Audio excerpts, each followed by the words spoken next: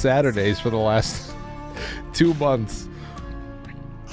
I know that because every time I get together to work out with Rob, it's either raining just lightly enough that we can get through the whole workout with without getting completely drenched, or it's raining so hard that we have to call the whole thing off. It's incredible. It's like clockwork. Well, so we'll see what happens tomorrow. But yeah, I'm excited about tonight's show. We got a little bit up front that we got to do, but there is a little something here to unpack that is a big something, and it's going to be, it's going to be rich for calls.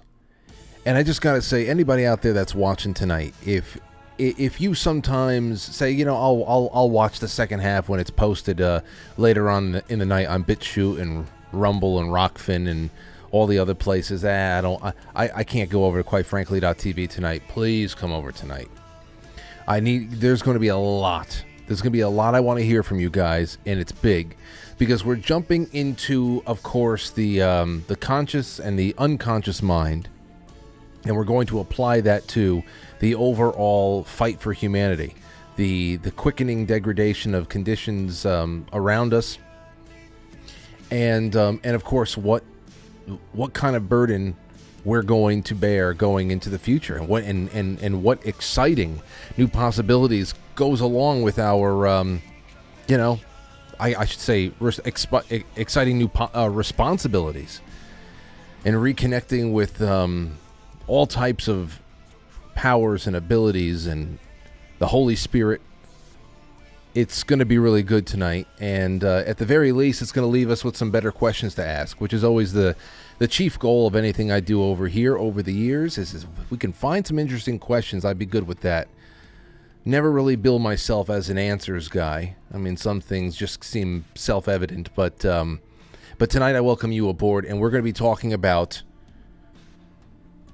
conspiracy, Gnosis, and Astral War, or the conquest of consciousness, if you'd like to say that. Thank you so much for my sponsors. I want to thank BlueMonsterPrep.com. They are a wonderful friends of mine, and many of you. And Blue Monster Prep is a wonderful source for making earthly preparations for the unknown, the things that you don't know. It's a form of insurance, as I always say. So go check out what they got over there as far as food, non-perishable food, water filtration, communication, anything. Things that you can take on the road with you, pieces that you may need in your go bag that you don't have, or you've squandered in some way, you've lost. Who knows? There's a rat infestation in your basement. Went through all of your shit. You got to replace it somehow. Well, that's what you're doing. Go to BlueMonsterPrep.com and there you have it. So let me see here. Last night's show was really great. I appreciate you all. Tomorrow's show is going to be awesome too, because we've got Matt from Cultivate Elevate coming on. I've got a long list of things I want to speak with him about, so I'm going to have to, pare that down a little bit, and the week goes on just as smoothly as you think it would. Okay. And let me see here. Any other announcements? Oh yes, I have a birthday announcement. This is like a family thing over here, and this is from Brian, okay, the Reno commuter. He's been a sponsor of the show for a while now, and he says, "Hello, Frank. First, thank you for contacting me. Allison's birthday, I believe his daughter's birthday. I believe I got that right. Yes, Allison's birthday was March 17th. I think I might have missed that. And now here it is, April 17th. It's a month later. Allison, I am so sorry. Okay, you just turned sweet 16, and here we are 4 weeks later, and I dropped the ball. If you were waiting for that, I'm sorry. I let you down. It'll never happen again." Allison's birthday was March 17th. Speaking of April birthdays, my son, Ian, turns 18 on April 18th, which is tomorrow. So there's a big one for Ian. And Brian's birthday was April 10th, so it's belated for him. But you know what? Ian's more important now. I think Brian would agree with that. Ian's more important than Brian. So that's what happens. You lessen in importance as the generations come in. So, yeah, happy birthday to the whole family over there. And I just wanted to put that out. Okay, let's see here. Here's another little bit of a follow-up to last night's show. We were talking about population of the world and that whole 2011 the bit of math that was going around about how the entire population of the world back then, it was 7 billion or so, could fit comfortably inside of the state of Texas. Well, we have the math over here. This is what came up. It says the Population Research Institute states that the entire population of the world can be housed in the state of Texas comfortably, with each person enjoying a living space far exceeding what is currently available to most individuals.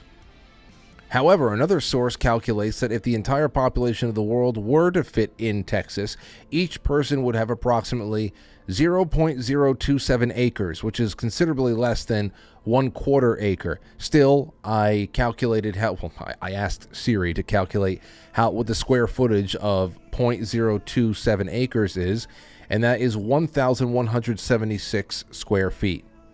This broadcast room is about 400 square feet. So it's almost triple the size of this broadcast room. That's a pretty nice size apartment. You can put over 7 billion people inside the state of Texas. So that's what I'm just saying. If everybody is telling the truth about the actual population of the world, then even with all the numbers we have to work with right now, it's not... I reject the we are overcrowded, therefore we must be culled nonsense.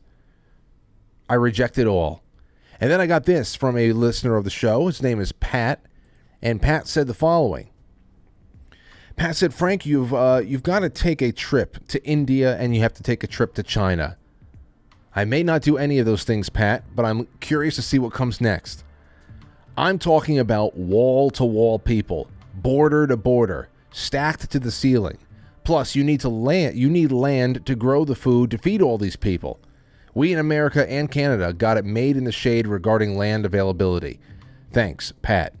So if that's the case, then if we can trust those numbers from India and China, then it's 7-8 billion probably is around where it is.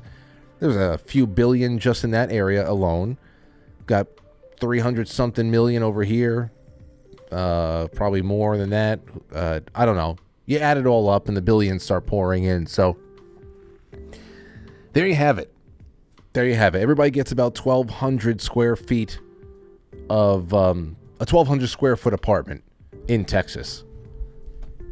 And maybe a couple of potted plants. Grow some ginger root in your bathroom.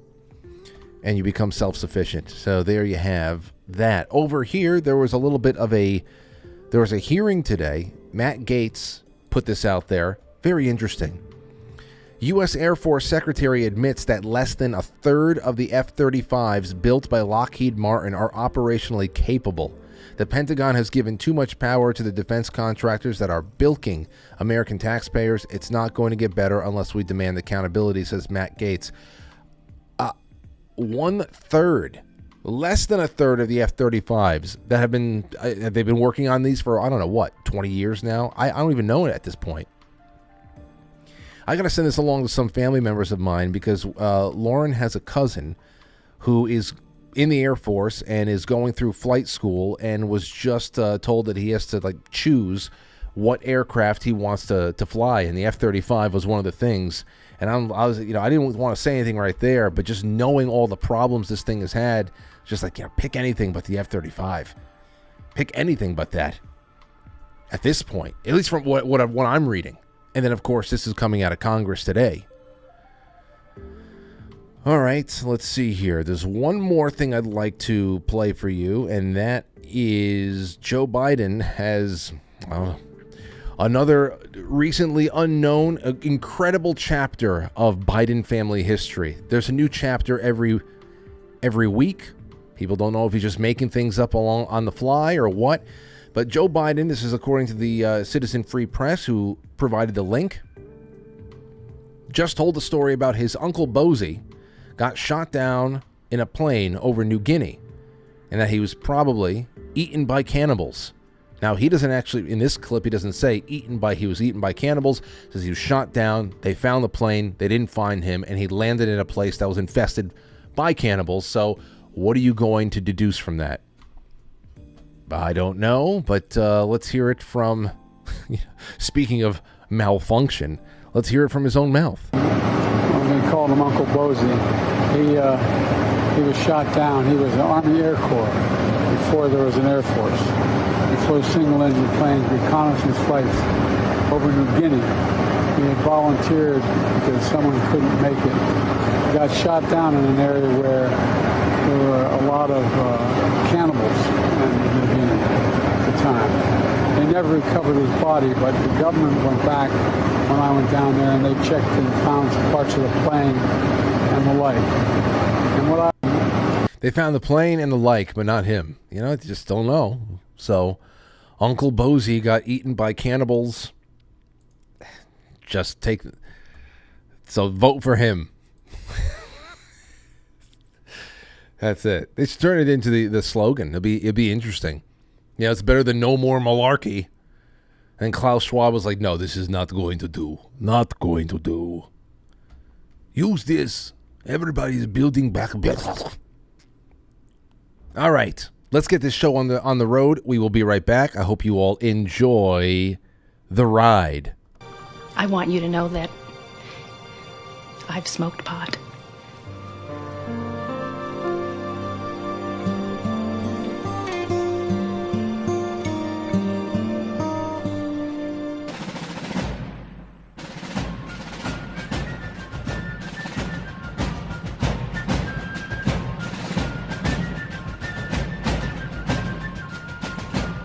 You let one ant stand up to us, then they all might stand up.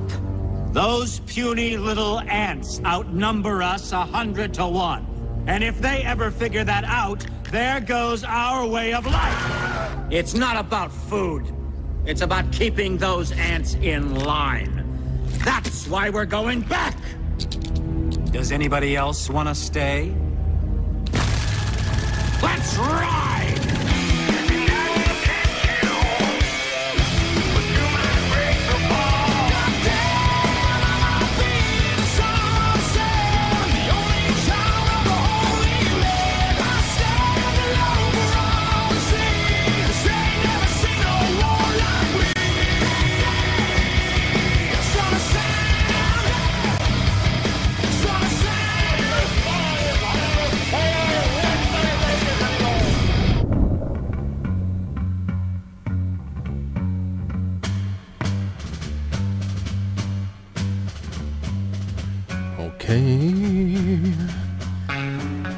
There's always mind games getting played. Always mind games.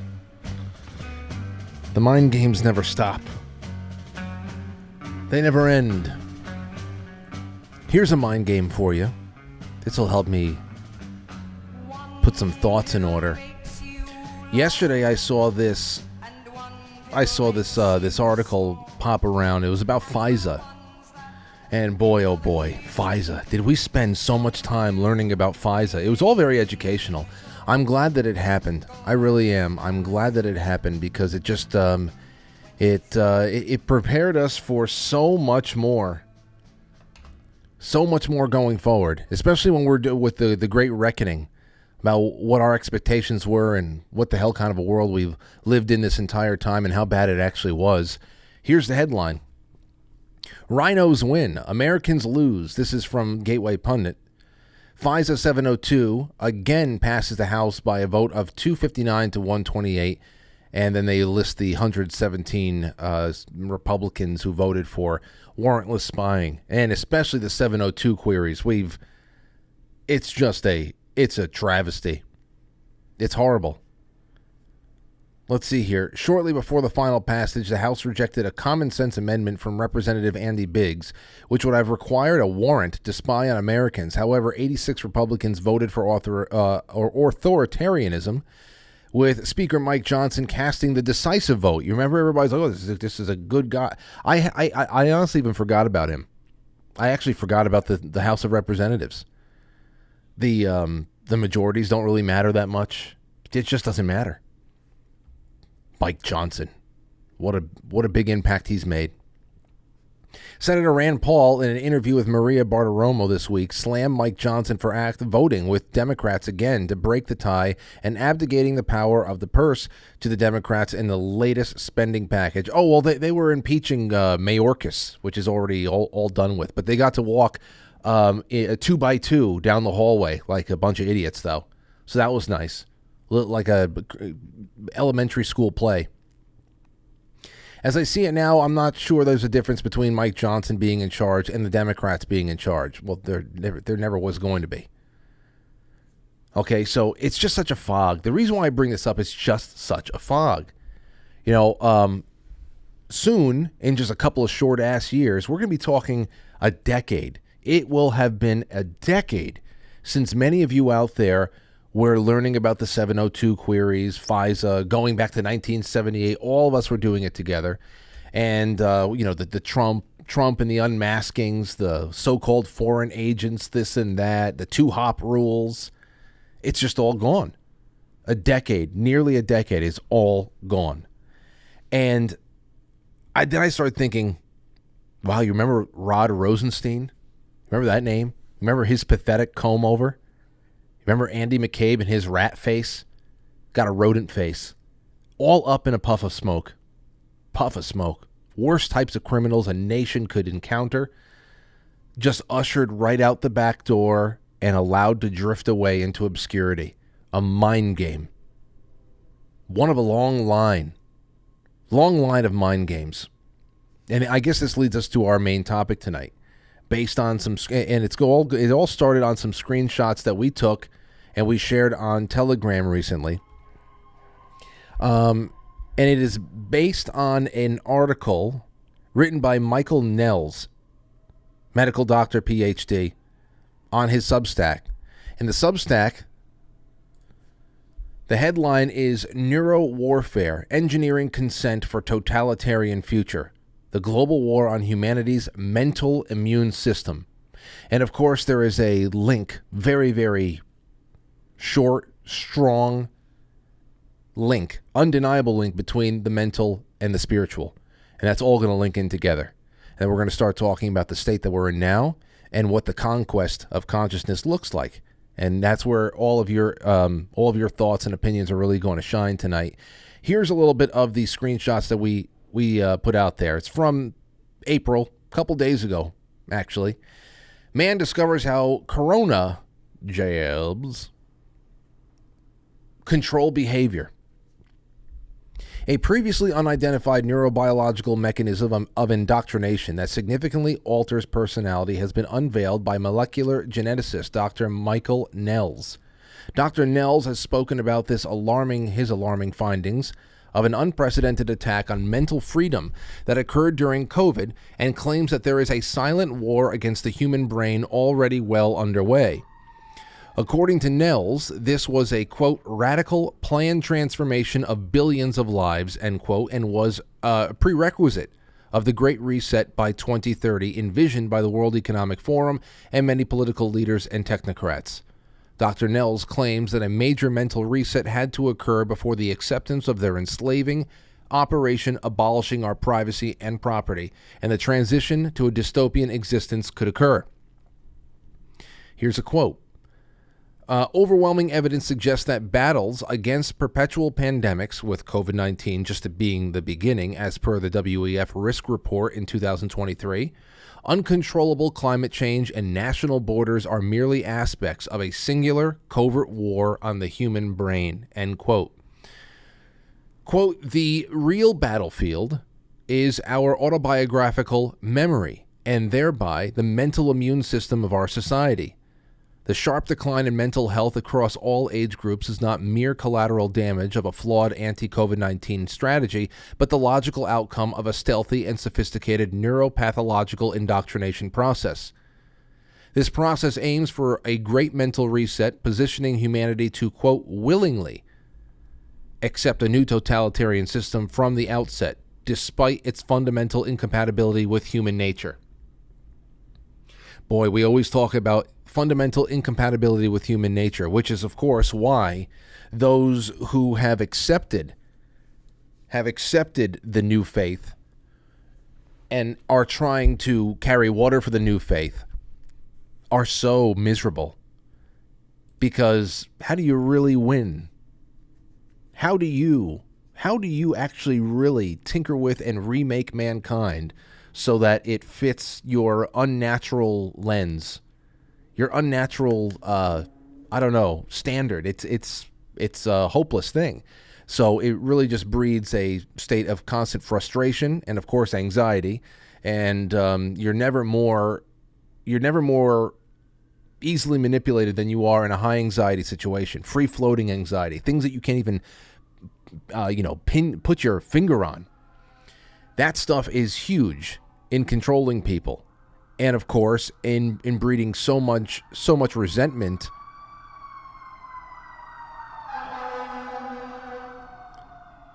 You done? In breeding so much resentment that it makes the conditions just ripe for war on all lines, all battle lines. Just it's in your face. It really is. Now here's another one. Here's more from there that we just kind of distilled this a little bit.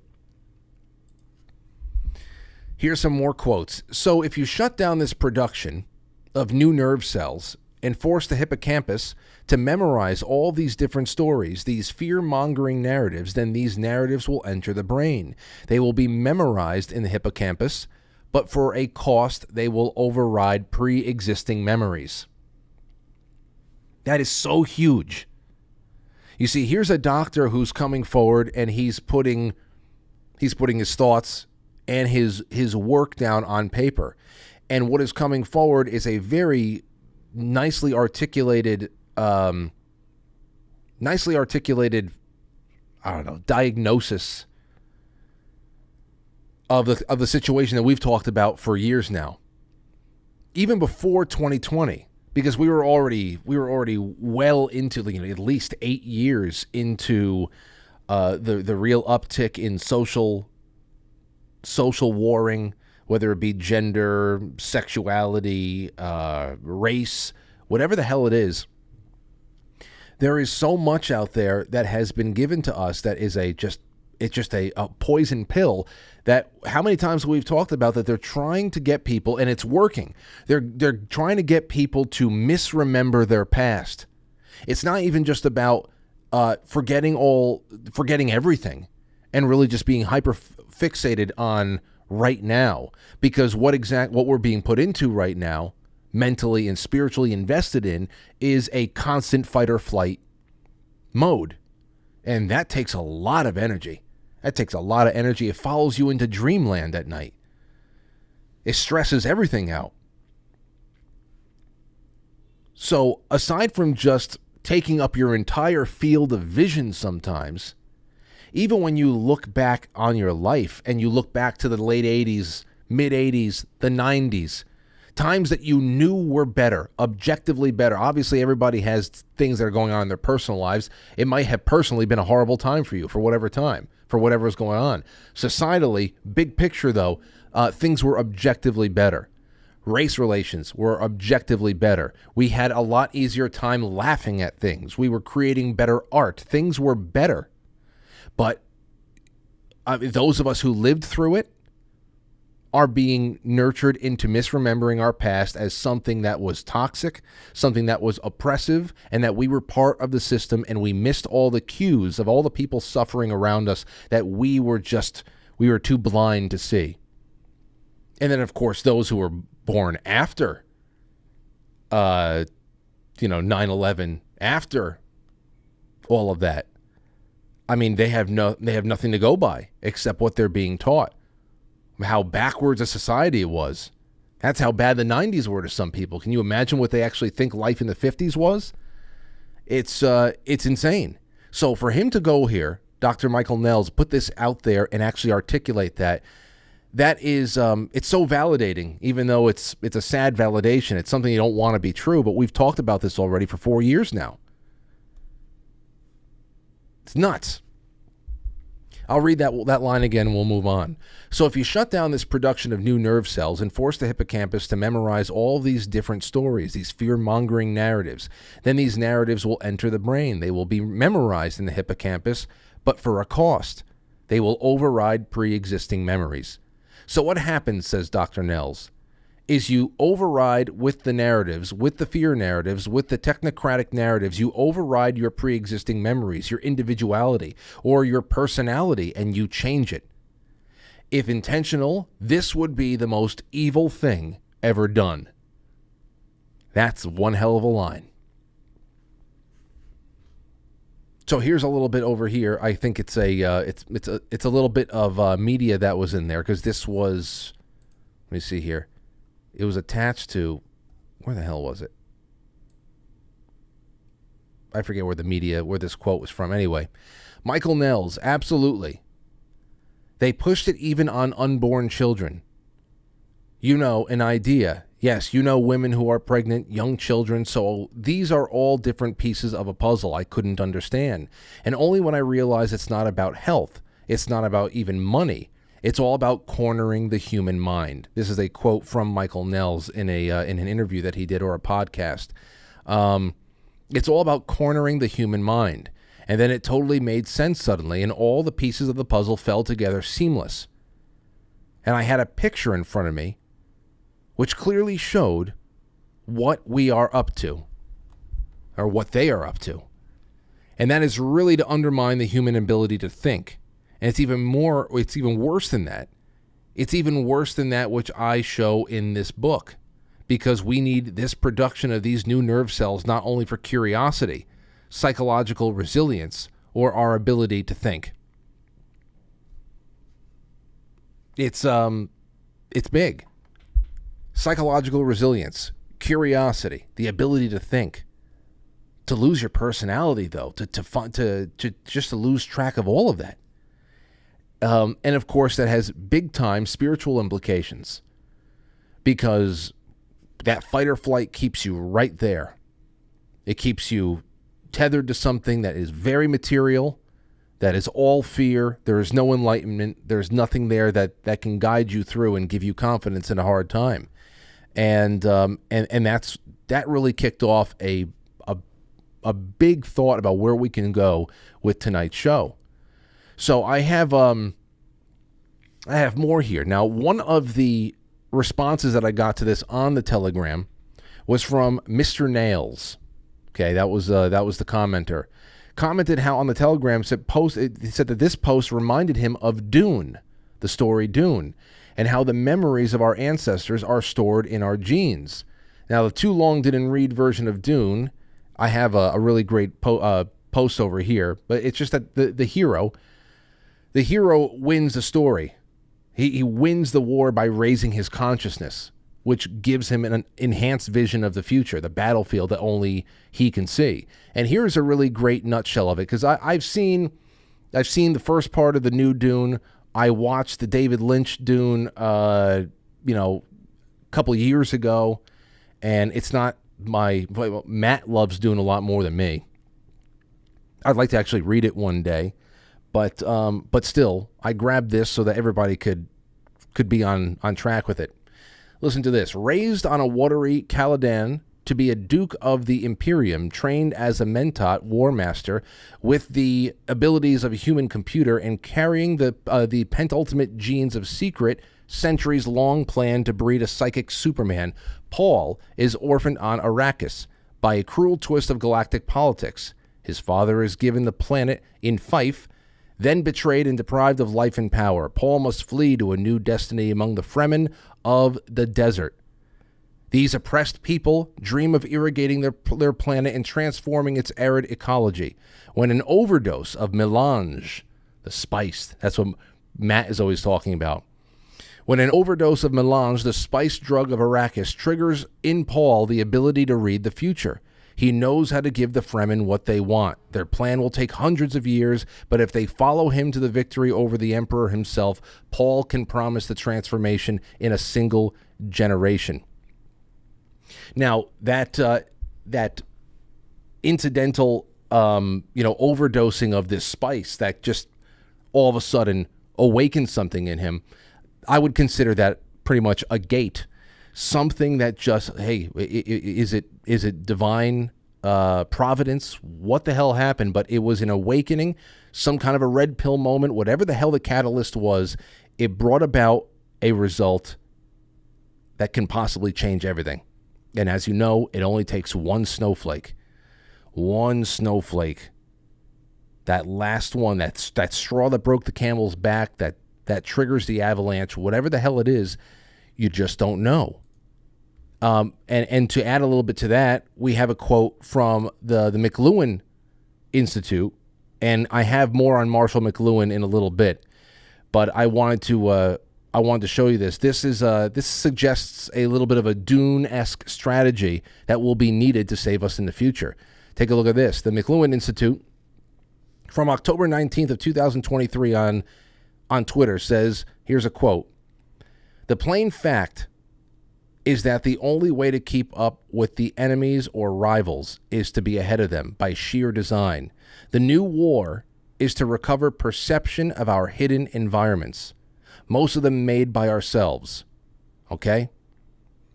We're going to talk a little bit more about Marshall McLuhan in a little bit, because I think that's huge. But first, I want you to listen to a short blog that was published yesterday. And this was sent to me, I believe, by a listener in the audience. Her name was Melissa, I think. And I said, wow, this fits so perfectly with what I was trying to piece together for tonight. And it ended up being a wonderful piece. And then another piece, perfect piece of the puzzle, is going to come up in about 15 minutes from now. You'll see. The headline of the blog, written by Thomas Sheridan, is Conspiracy Gnosis, which is what gave us half of tonight's title. How chaos magic came of age and why conspiracy theories are the last bastion of practical occult science. It's a short read. Take a listen. When you think about it, all other forms of magical practice are obsolete these days apart from conspiracy gnosis. Everything else has become academic and theoretical. Building 7 in the BBC News report was a gate. There's that word again, gate. The Ice Bucket Challenge was a gate. There were many other gates for those who paid attention, in that to notice their anomalies and profanities crossed one over into a threshold which is now saving our lives and our sanity. You can call it a red pill, you can call it a catalyst, some kind of a catalyst for change where you realize that something's not right about this. And then all of a sudden you can't look at anything the same way again. And then of course that sets you and perhaps others on a path that kind of skepticism that is now stoked inside of you can actually save your life. Elements such as these were in the initiation of the neophyte. They were prima rituals that eventually protected one from Bill Gates slewing and sterilizing you.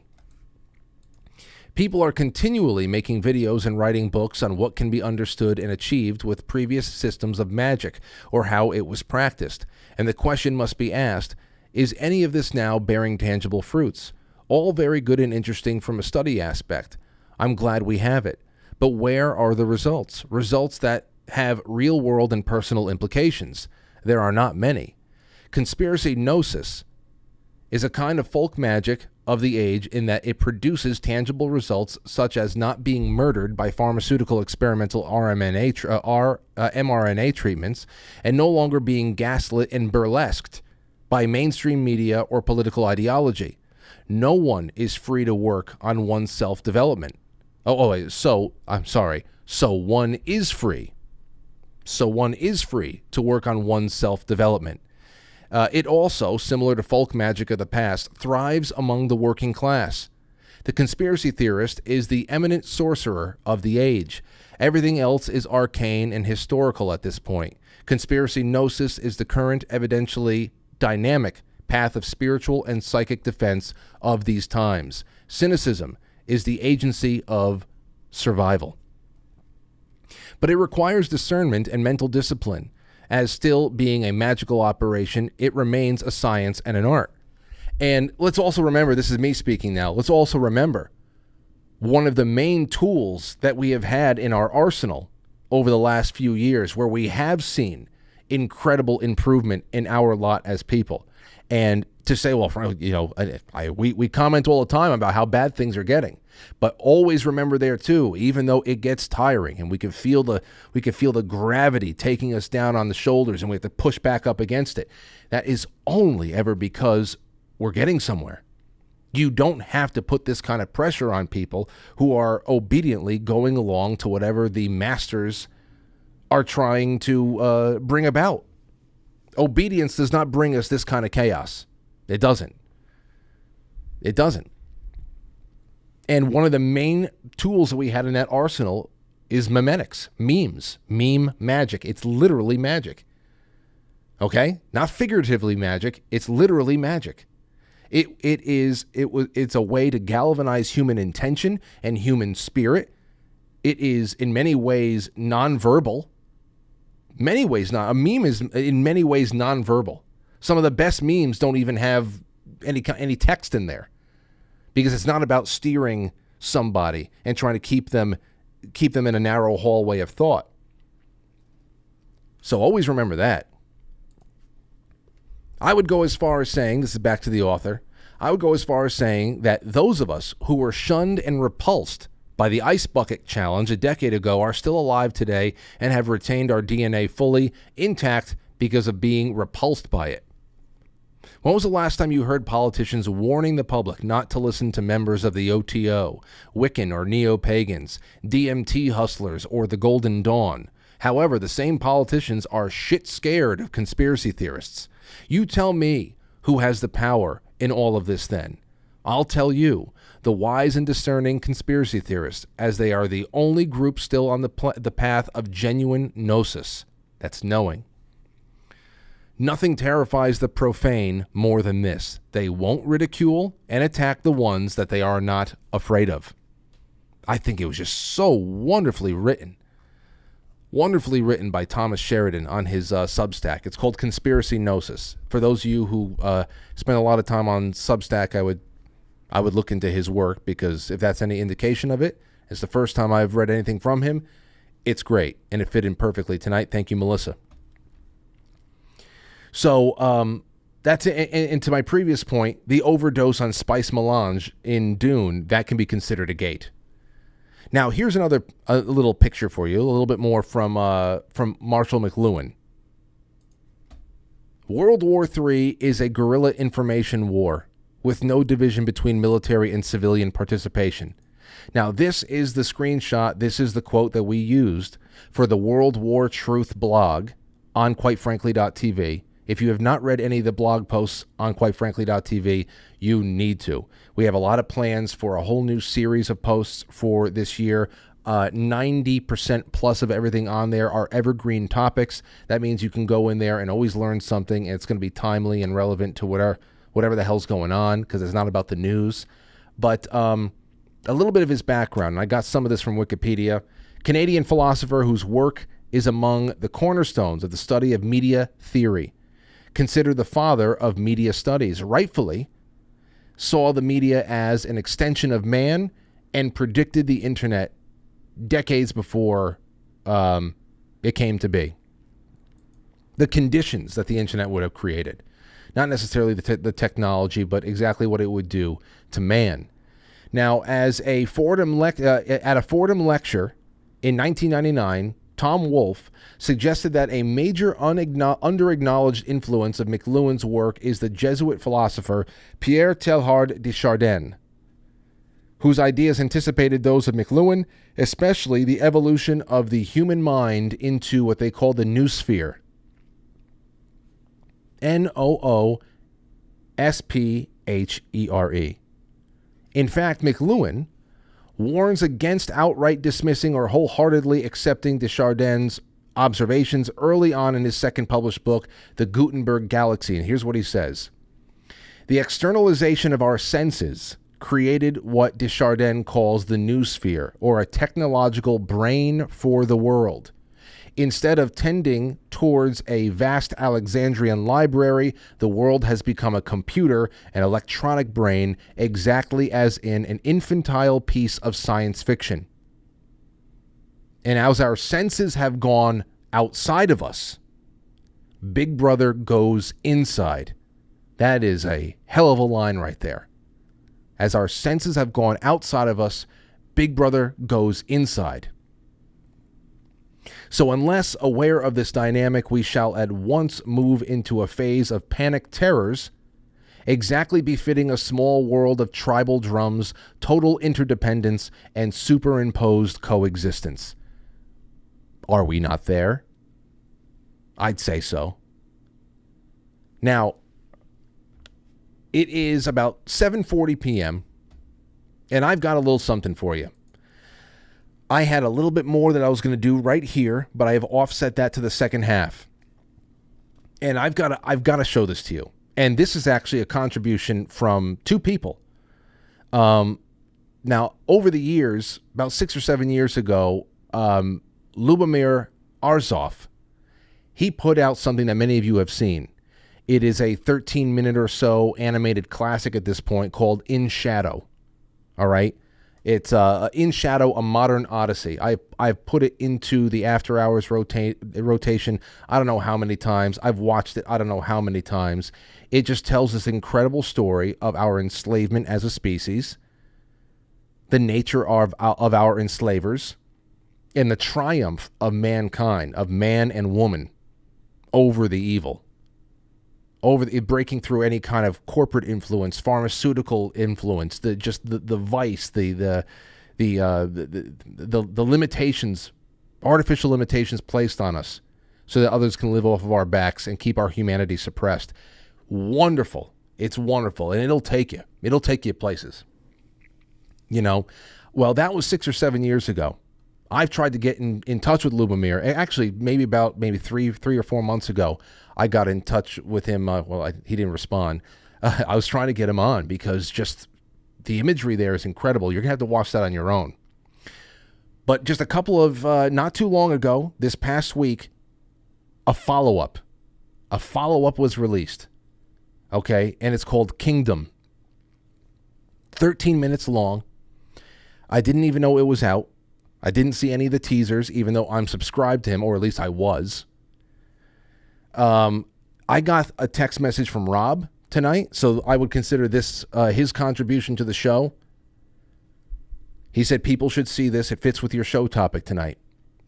I saw that. I clicked on it. I said, whoa, are you serious? Something new?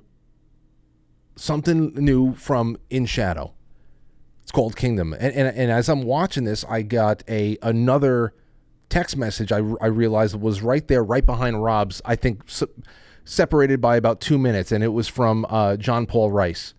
So John Paul Rice and Rob, who obviously they know the time of day, thrown it at me at the same time. So this is very unlike me to do this. If anything, I would usually play something like this after the end credits, but this is so important for you guys to see this, I think. It tells an incredible story. The animation and the music alone, this guy has such a vision, and it needs to be worked in tonight's show. So what I'm going to do is I'm going to play it right now for the last 13 minutes of the first half, because it relates to everything we have done so far in this show and will do in the second half, combined with your calls. Follow us over to quitefrankly.tv tonight. 2 clicks. We're talking about themes that are so big, that if we are actually really going to be at least a stepping stone to that triumph, you got to be able to show me the ability to give me 2 clicks of the mouse. You got to, ladies and gentlemen. You have to, at least just to tonight. So just pay attention to things. The sacred geometry of our existence, the masculine, the feminine energies that have been completely thrown out of balance, and of course the enemy's tricks. And also think about, as our senses have gone outside of us, Big Brother goes in. And then there's also the question, which we'll be talking about more in the second half. What does the conquest through consciousness actually look like? So take note of the imagery, the statements that are being made. I want you to call in on this. If there's ever a night to follow us over, this is it. Okay, so for those of you in podcast land, it's going to be groovy tunes for about 13 minutes, and you can just watch, but you got to watch the rerun whenever you have a shot, and you'll see why it was necessary to include on tonight, and that's what we're going to do. So please, ladies and gentlemen, with make sure that I don't have any. I want everybody to know. Here is the screenshot there in shadow, in-shadow. There's two main releases on there. It's In Shadow, A Modern Odyssey, and then this one that came out just a couple days ago. 9 days. And of course, it was sent to me by two people I trust within 2 minutes of each other, about a half hour before this show with this theme that I've been building up for days. It had to be worked in. So I leave you with Kingdom, and I will get out of the way. All right? I will see you on the other side, ladies and gents.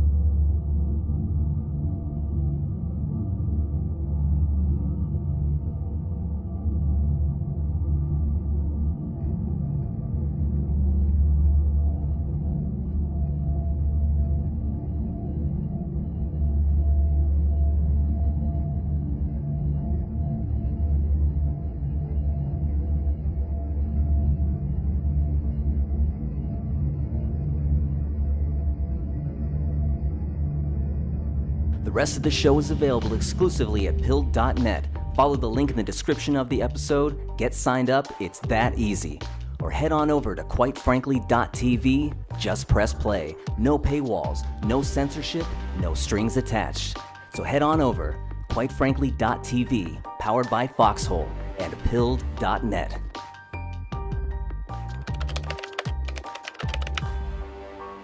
It's intermission time, folks. Time out to press the like button. Thank you. Ladies and gentlemen.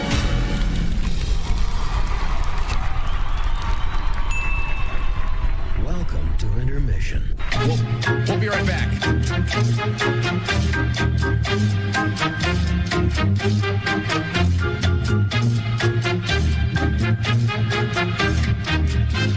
Yeah, intermission.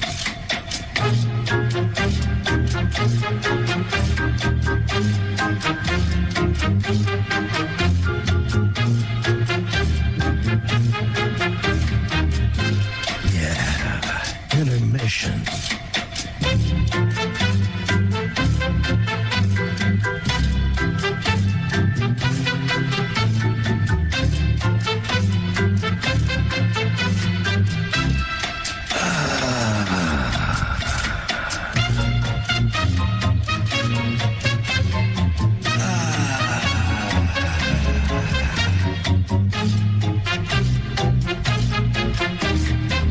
You are now entering, quite frankly. Quite frankly. Quite frankly. Quite frankly. Quite frankly. Quite frankly. Watch Quite Frankly and stuff. Quite frankly. Quite frankly. Quite frankly.